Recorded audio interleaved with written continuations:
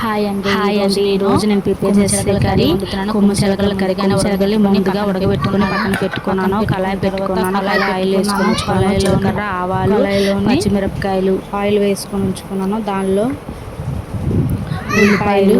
ఉల్లిపాయలు వేసుకొని ఉల్లిపాయలు, పచ్చిమిరపకాయలు, ఆవాలు, ఆవాలు జీలకర్ర, వేసుకుంటున్నాను. కరివేపాకు వేసుకొని జీలకర్ర వేగించుకుంటున్నాను.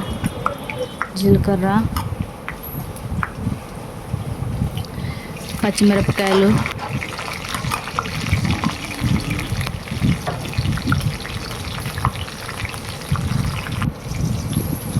కరివేపాకు, ఉల్లిపాయలు వేసుకొని బాగా వేగనివ్వాలి.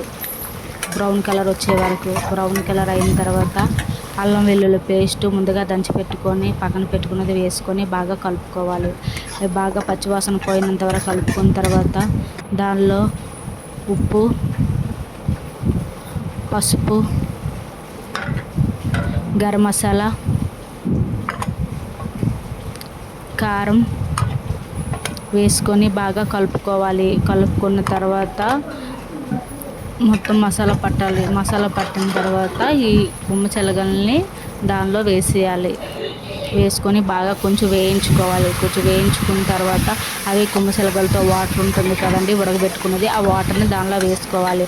వేసుకొని కొంచెం గ్రేవీ దగ్గరికి వచ్చినంత వరకు ఉంచుకొని గ్రేవీ వచ్చిన తర్వాత దాన్ని ఒక బౌల్లో వేసుకొని సర్వ్ చేసుకుంటే అది కొమ్ము శనగల కర్రీ. మీలో ఎంతమందికి కొమ్ము శనగలు అంటే ఇష్టమో లైక్ చేసి కామెంట్స్ చేసి సబ్స్క్రైబ్ చేయండి.